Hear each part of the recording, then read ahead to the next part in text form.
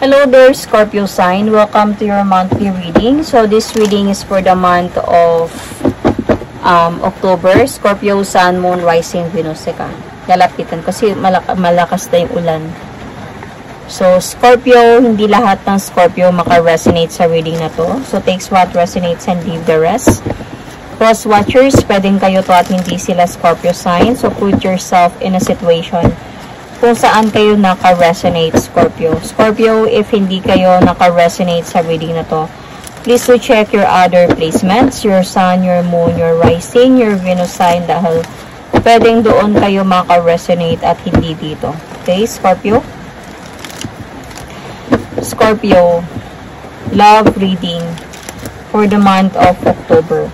Sun, Moon, Rising, Venus. Scorpio. Sun, Moon, Rising, Venus. Scorpio, October, love reading. Scorpio.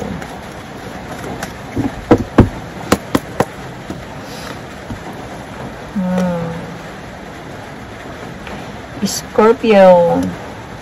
Dito pala.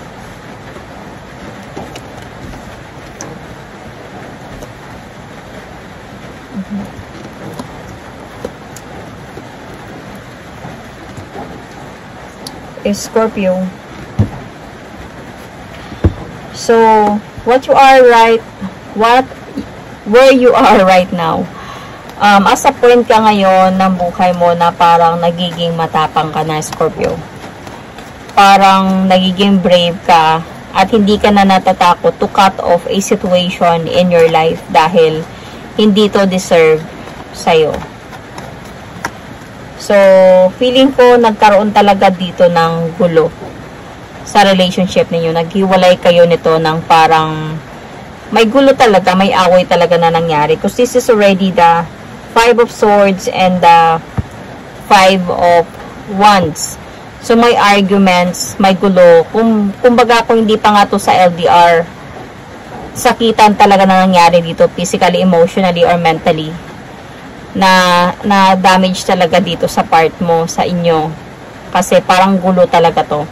So, kung LDR man to, mga masasakit na mga salita na bibitawan through social media, basta malaking gulo to. At umantong talaga kayo sa away. And ikaw, Scorpio, yung nagputol ng connection nito. Dahil ang bigat na ng mga pinagdadaanan mo sa person na to. So, as a point na might be you are dealing with your husband or let's just say ex-husband here. Napagod ka na Napagod ka na sa mga nangyari. Kaya, nung nagkagulo na, nakipag-iwalay ka. So, yung potential challenge mo dito, Scorpio, is your healing. Paano ka mag-heal from this breakup or from this separation. Kasi si Scorpio, pag nagmahal talaga ng sobra, si Scorpio yung parang mahirap talaga sa kanya ang mag-move on.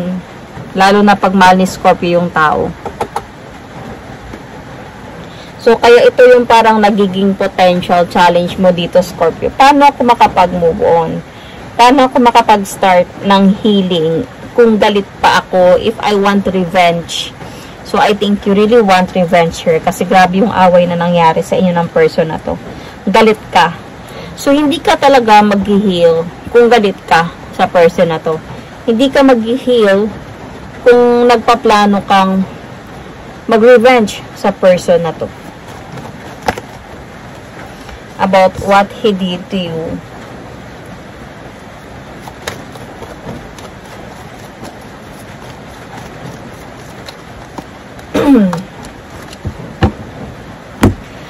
So, hindi ka din mag-heal if you want a revenge na itong person na to magsisi sa ginawa niya at babalik sa'yo. Kung yun yung gusto mo. Hindi ka maghihilom talaga nito. So, saan ka ba? What to focus on? I think you need to focus on your children, your family, your life, your family, your future, your life. Doon ka kailangan mag-focus talaga dito. Kung may mga anak kayo doon kasi mga anak nyo, mag-focus ka doon. and hindi sa pag-iisip na pag-revenge ng person. Kasi hindi naman talaga maganda yung revenge. We have karma. Karma can do anything. Kasi as a point na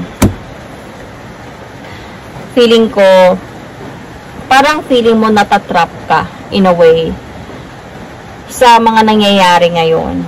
Parang as a point ka na you cut off the connection, you cut off this relationship or this marriage, but deep inside gusto mo pa din na mabuo kayong dalawa. Sa galit mo sa mga nangyari, hiniwalayan mo siya, naghiwalay kayong dalawa. Pero sa totoo lang, deep inside gusto mo talaga na magkaayos kayong dalawa, mabuo kayo ulit. Naku-confuse ka dito sa nararamdaman mo ngayon na maghiwalay na kayong dalawa. So, parang meron ka pa nga na nararamdaman na parang guiltiness na bakit ko ba nagawa yun? Bakit ko ba pinagdesisyonan yun? Parang ganun. So, ngayon wala na kaming dalawa. May mga times pa na naiisip mo pa yun. But you really need to focus on your family, your children, or yun. Not in thinking about this. Kasi mag-overthink ka, lalo ka lang mahirapan, lalo lang gugulo yung isipan mo. Sa past, noon pa lang pala, itong person na to, ginago ka na pala ng taong ito.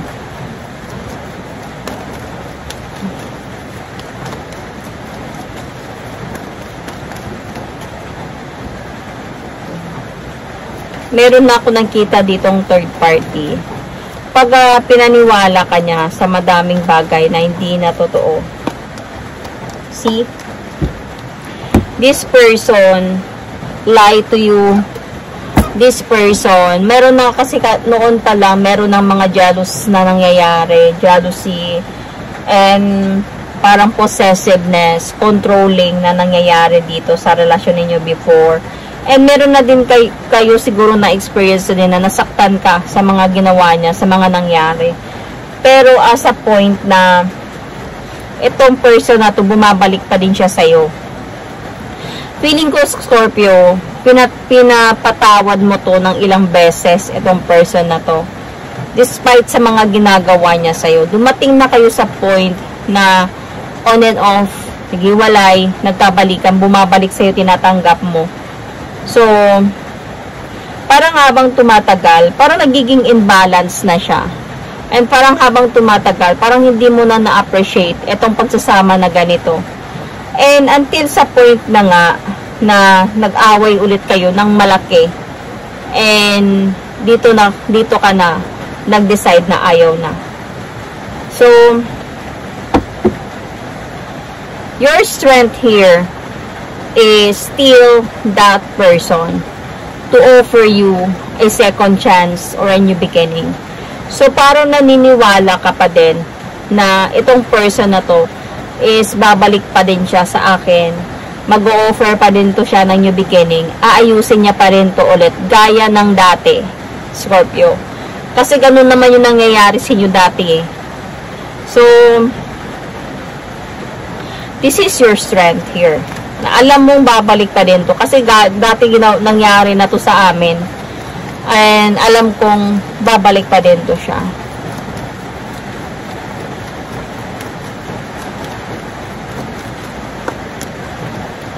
Pero nagbibigay talaga to sa'yo ng overthink. Minsan di ka nakakatulog sa gabi thinking of what to do.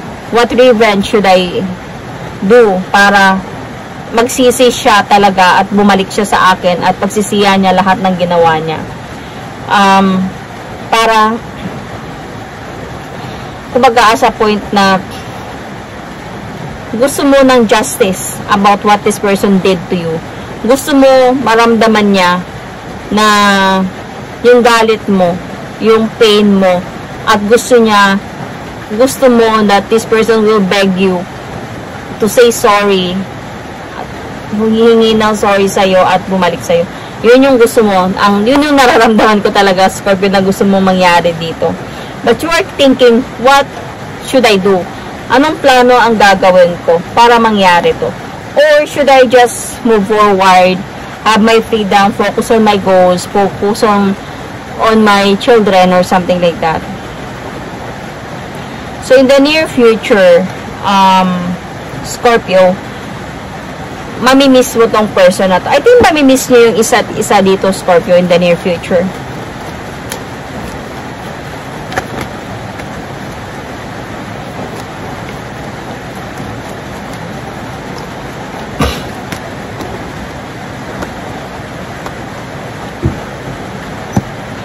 So, Scorpio, in the near future, sa dami ng pinagdaanan ninyo, ano-ano na yung mga pinagdadaanan ninyong gulo, pagmamahal, lahat na, feeling ko mamimiss nyo yung isa't isa pa din in the near future.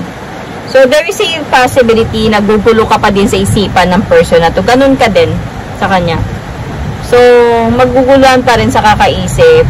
And also, baka magkakaroon pa dito ng kumbaga,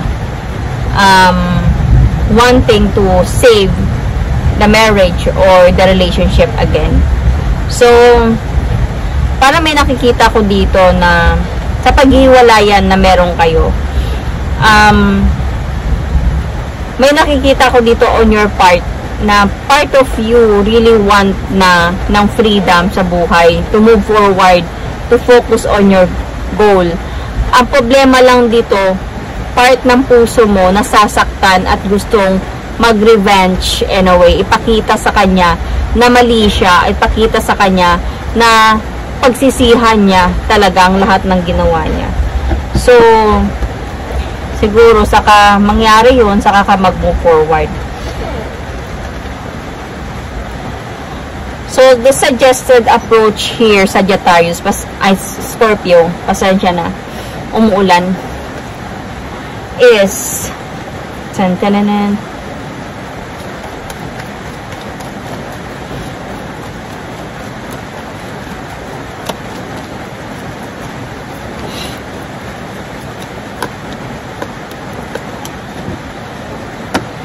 So, the suggested approach here might be this person who's still going to come back and talk to you, gaya ng dati. And, might be feeling ko may mga changes na mangyayari to. Hindi naman kayo dito sabihin na hindi kayo nag-uusap for 1 week lang eh. Feeling ko tatagalan to. Hindi nyo pag-uusap nito. Tatagalan to. Kaya nga minsan nakakaisip ka na mag-move on na lang kaya ako. Minsan nakakaisip ka na ng ganun. Kasi matagal to, hindi nyo pag-uusap ngayon. Kaya nga minsan nagkakaroon din sa'yo ng pag-iisip na baka ako yung may mali. Bakit hindi pa siya bumabalik? Bakit wala pang ganyan? Bakit hindi pa siya nagpaparamdam? Baka mali ko? Baka mga ganong mga bagay. So, ito yung suggested approach. This person is going to come back to you.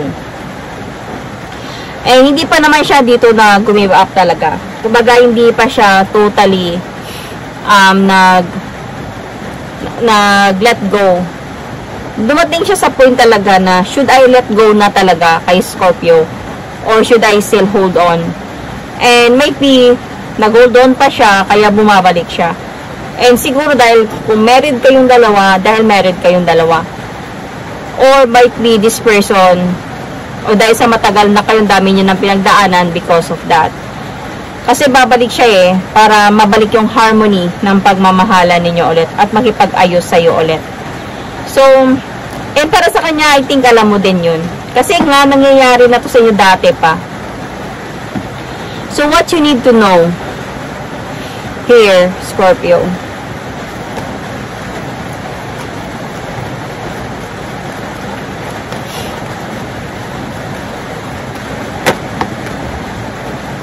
This person, sa pagbalik niya, feeling ko, planado niya na to. Itong pagbalik niya, prepared siya dito eh. Feeling ko itong person na to, nag-observe to sa'yo, may pinagtatanungan ka niya sa mga kakilala ninyo, kung kumusta ka na, ano nang nangyayari. So, might be, nagpaplano talaga siya dito na bumalik para ma-save ulit yung pagsasama ninyo. So, nung time na umalis siya, na-confuse siya sa mga nangyari, sa clarity na nalaman mo.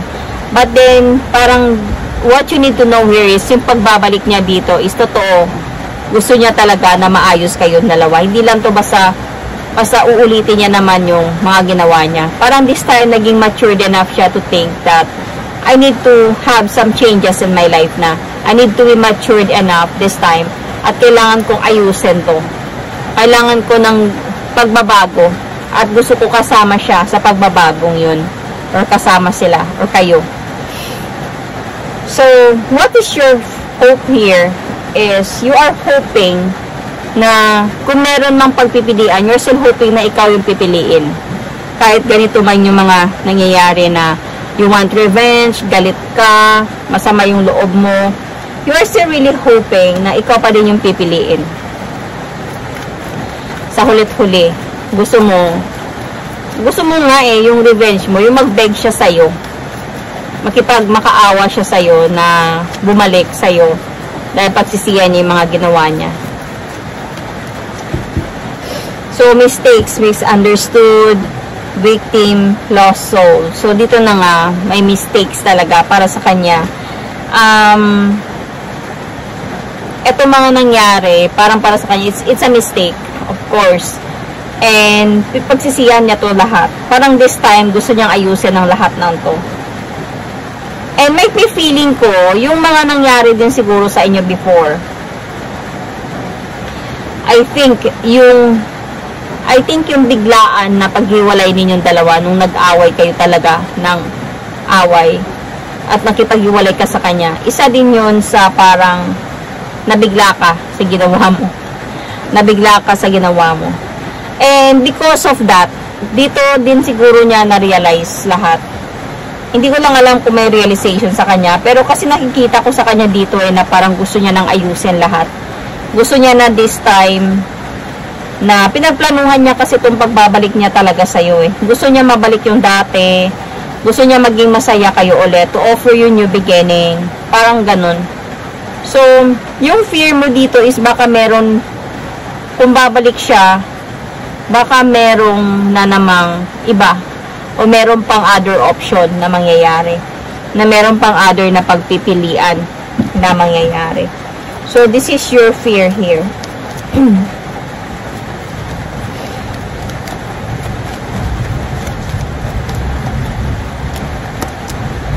Kasi honestly, nag-aantay ka sa person na to still. Dito sa reading na to, wala pang bumabalik. Wala pa. Ang ano lang pa dito is yung what you need to know. Ibig sabihin may this October or the near future, saka pa siya babalik.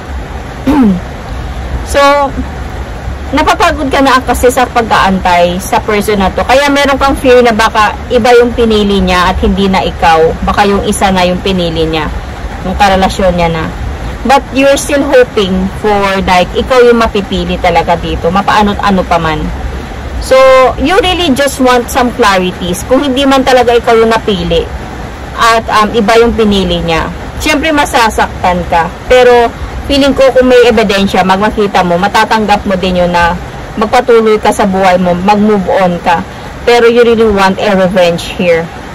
Siguro kalaunan, parang nare-realize mo din, Scorpio, na walang kwenta tong person na to. Kumbaga parang ganun.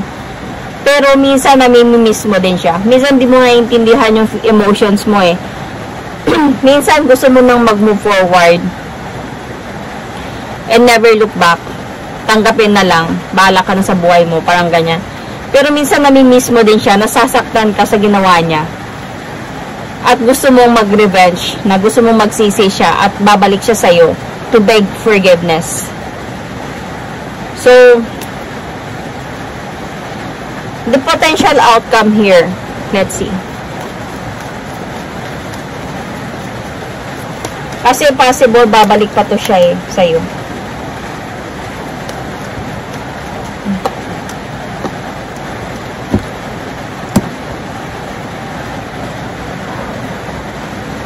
The potential outcome here is where we're going to have a decision.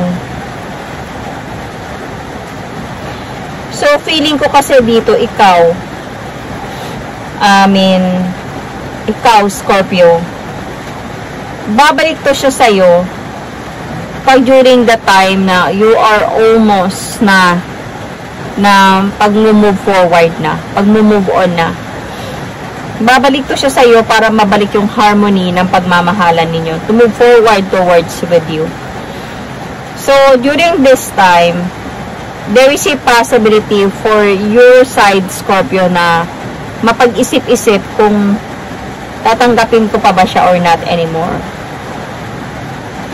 Hindi, parang sa tagal ng pag-aantay mo sa kanya, na pwede mangyari ito, kahit hindi pa ngayon siguro ng October to eh. Kasi this October, there's a possibility of pag-miss lang pa, mga plans pa lang na bumabalik, parang ganun. May plano lang pa, gusto pa lang na bumalik. So, might be babalik to by na near future pa. So, maraming araw na pinagdadaanan. Ikaw naman, parang dahan-dahan ka na din na nag-move on habang wala siya. Parang nasasanay ka na din na wala siya. So, pagbalik niya, parang mapapaisip ka na dito na during those time na iniwan mo ako in a cold, iniwan mo ako sa lamig, mag-isa. Nag-try ako ng best ko na bumangon mag-isa, magpatuloy mag-isa nang wala ka. Ngayon, di ko alam ngayon sa pagbabalik mo kung ano yung magiging decision ko ngayon. Gusto ko kasi mahal mo talaga to eh. Mahal mo talaga tong person na to. Gusto kitang tanggapin. Pero hindi ko alam sa ngayon kung kaya pa ba kitang tanggapin. But there is still a possibility here, Scorpio, na para magkakaayos pa din kayo ng person na to in the near future. So, yun. Scorpio, I will going to pull an oracle card.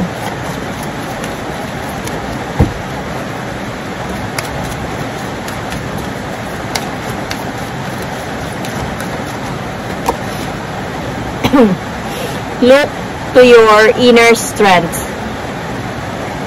You are stronger than you realize. You are stronger than you realize. So, Scorpio, you are stronger than you realize. Just look to your inner strength.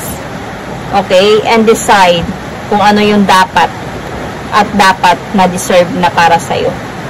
So, I can see signs here, Scorpio. Libra,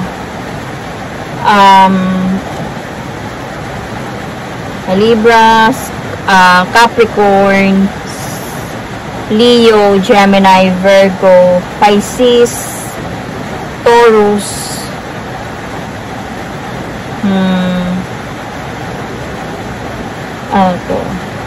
Taurus, Cancer, Virgo, Sagittarius, Aquarius,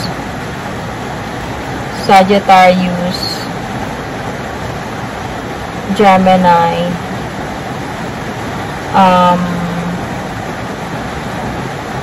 Aries, Scorpio,